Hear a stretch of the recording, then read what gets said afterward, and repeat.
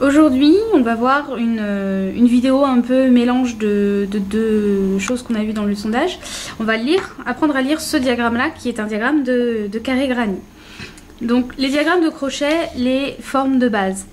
Ce qu'on voit ici, là, cet ovale creux, il n'y a rien, il n'est pas plein, il est vide, c'est une chaînette.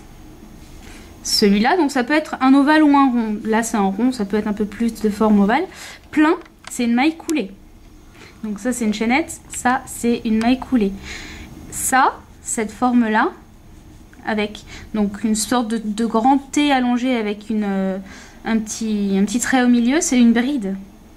Et la maille serrée qu'on n'a pas ici, puisque dans le granit, il n'y a pas de maille serrée, c'est simplement une croix. Donc ça peut être une croix en forme de plus ou en forme de croix, forme de multiplié.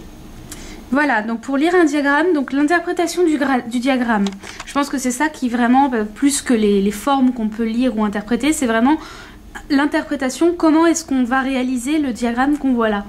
Donc là, on voit que pour un ouvrage en rond, on commence toujours logiquement au centre. Donc le centre, il est là. Le diagramme nous dit de monter 4 chaînettes et de fermer ces 4 chaînettes par une maille coulée qu'on voit ici. Après, on voit qu'il va falloir monter 1, 2, 3, 4, 5, 6, 7, 8, 9, 10, 11. 11 brides dans ces 4 mailles.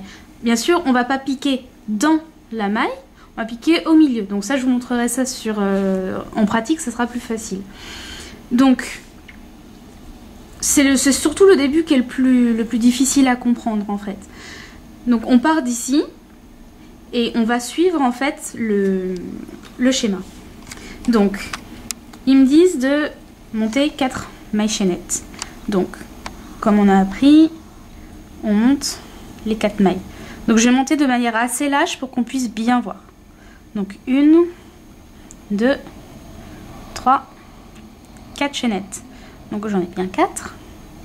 On fait une maille coulée dans le début. Donc, on pique dans la première maille. Alors, il n'y a pas d'école particulière. On peut piquer soit dans celle qui est ici, du même côté, soit dans celle qui est de l'autre côté. Je vois pas de différence particulière personnellement. Moi, je pique dans celle qui est de l'autre côté, en fait, par rapport à ma chaînette. Je pique ici. Puis de toute façon, après, on verra plus, parce que vu qu'on va repiquer dans le milieu... Vu qu'on va piquer dans le milieu, on va voir que les mailles, les brides vont recouvrir le rond de base, en fait. Alors, moi, généralement, quand je vois ça, maintenant, j'ai plus tendance à faire un magic ring que de faire des chaînettes.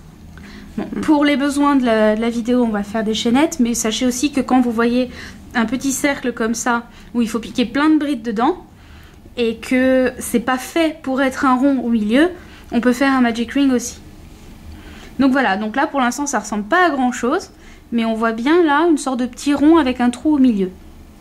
Et donc c'est ici, je vais tirer un peu la maille pour qu'on voit un peu mieux. Là, je sais pas si c'est très visible. Ouais, ça se déforme un peu. Ici, dans ce trou au milieu qu'on va piquer. Bon, on va passer à la pratique, ça sera peut-être plus clair. Donc, on reprend la bride. Donc, voilà, typiquement un exemple, quand on faisait la vidéo des brides, là, il demande de monter 3 mailles pour une bride. Moi, perso, 3 mailles, j'aime pas, je vais en monter que 2. Mais bon, après, c'est un choix personnel. Moi, ça n'engage que toi. Voilà. Si vous voulez suivre le patron en entier, il n'y a pas de souci. Donc, le diagramme, on peut le tourner dans tous les sens, c'est ça qui est pratique. Donc, là, on monte les chaînettes et on voit que la différence des autres groupes de brides, on n'en monte que 2, puisqu'en fait, on n'en fait que 2. Parce qu'en fait, les mailles chaînettes qu'on aura montées ici vont compter pour une bride. Parce qu'elles ont une épaisseur certaine. Si on faisait quand même 3 brides, ça ferait un lot de mailles un peu plus épais que les autres et ça déformerait un peu le granit. Ça ferait quelque chose qui serait pas symétrique, quoi. Voilà, qui serait pas totalement symétrique. Donc, je fais mon jeté pour ma bride. Et alors là, je pique pas dans mes chaînettes, je pique au milieu. Dans le trou qu'on voyait tout à l'heure. Dans le trou qu'on voyait tout à l'heure. Qui est le trou qui est donc ici. Voilà. Donc, attends, donc là, j'ai piqué, donc je remonte. Ouais. On fait un jeté et on pique. Alors, c'est pas forcément clair les premières fois, mais après on prend le pli, oups là. On pique au milieu. Voilà, là on le voit bien. Ouais. Attends, je zoome. Voilà. Voilà, donc on va piquer dans ce trou là. Hop, donc je pique dans le trou. Et comme une bride normale qu'on piquera à travers une maille, on ramène le fil. On en a 3. Un jeté, on passe à travers les 2 premières. Un jeté, les 2 suivantes. Donc là, on a les 2 mailles chaînettes qui sont montées ici. Et la première bride. Voilà. Okay. Donc on va faire la deuxième. Hop, une deuxième bride. Tac. Voilà, donc là sur le schéma, on en est ici. On a fait ces 2 brides là et les 2 chaînettes, bon 3 sur le schéma mais 2 pour moi, montées ici et ces 2 brides là. Donc ensuite, on tourne pour les droitiers dans le sens du schéma, parce que pour la plupart, les schémas sont faits pour les droitiers.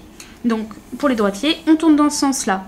Donc là, après avoir fait mes 2 brides, je vais faire 2 chaînettes, vu que ce sont des losanges creux.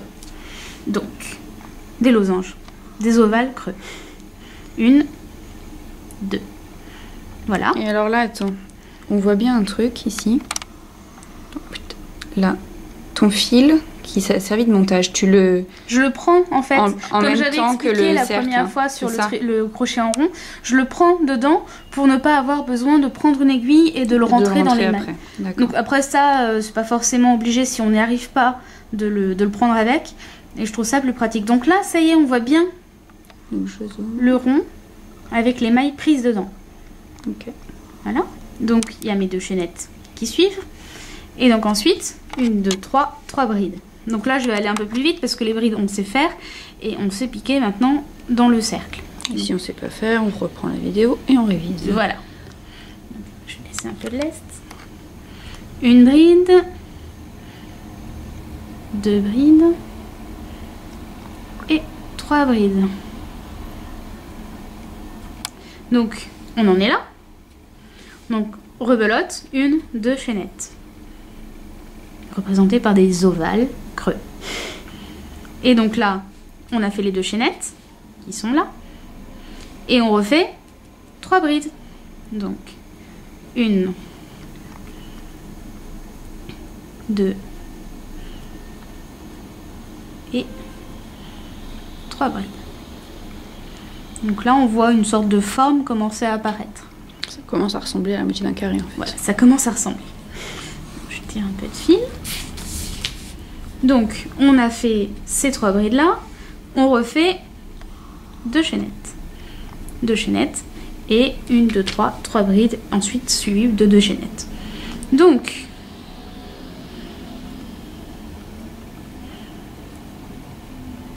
du coup, après la fin, tu auras ton carré complet. On aura un petit carré, un tout petit. Je vais lâcher la maille. C'est justement un des avantages du crochet. Quand on lâche une maille, on la retrouve facilement.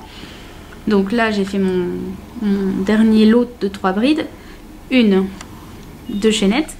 Et alors là, on voit. Donc, ce qui est bien sur ce schéma, c'est que c'est expliqué en couleur. Après, ils sont pas forcément tous en couleur. Il va falloir se débrouiller. Mais bon, c'est très lisible quand même. On voit clairement que c'est un granit. Donc, le premier rang, qui est en noir, se termine par une maille coulée dans dans la dernière des 3 chaînettes qu'on a montées au début. Donc là, moi je les retrouve là, mes 2 chaînettes, tac, je pique dedans, donc toujours à travers les 2 mailles, et je fais une maille coulée. Donc je passe le fil, tout de suite le même directement. Et voilà, on a le premier tout petit carré. Alors voilà pourquoi moi je fais un magic ring. Bon là j'ai monté les chaînettes assez lâches pour qu'on puisse voir. Normalement on les monte un peu plus serrées, donc le trou ici est beaucoup plus petit. Moi je fais généralement un magic ring comme ça, hop je tire et le rond il est fermé. Après ça peut être un effet de style, on peut vouloir avoir un jour au milieu. Voilà, donc c'est ce qu'on voit ici. Là on pourrait imaginer que pour ce lot de brides on pique dans la première maille, pour celui-là dans la deuxième, pour celui-là dans la troisième, etc. C'est quand même plus facile de piquer dans le centre et beaucoup plus esthétique. C'est plus joli, ça fait des finitions quand même plus propres. Voilà, on voit ici au milieu, c'est beaucoup plus sympa. Bah, c'est uniforme. Voilà. Donc, on passe au rang suivant qui est en bleu là. Donc, on commence par 1, 2, 3 mailles coulées. Donc vu que moi j'ai fait que 2 chaînettes ici, je peux pas faire 3 mailles coulées puisque du coup j'ai déjà piqué dans la première bride pour faire mes chaînettes ici. Donc je vais n'en faire que 2, mais pour celles qui montent 3, de toute façon ça se voit.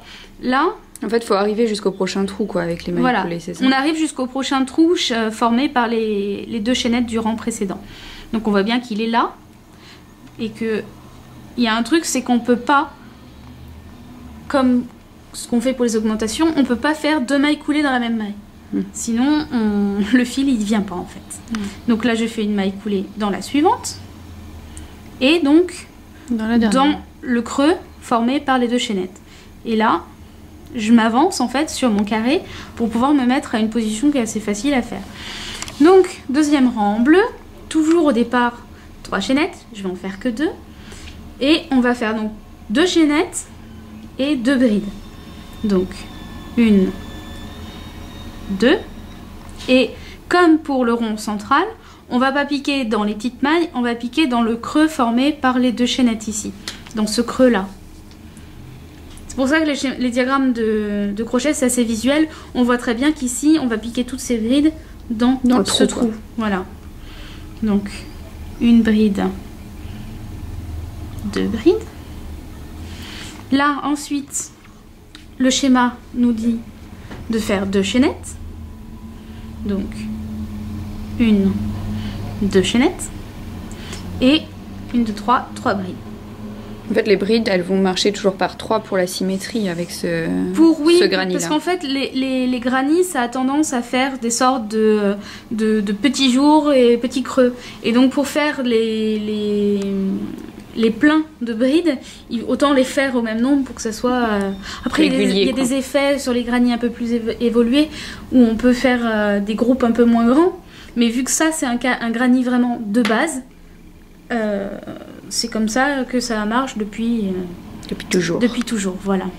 Donc, j'ai fait une bride déjà après mes 2 chaînettes. Là, j'en fais une deuxième et une troisième. Donc là, ce qu'on peut voir d'intéressant, si par exemple je mets le truc au-dessus du schéma, c'est que c'est quand même... Ça se ressemble pas mal.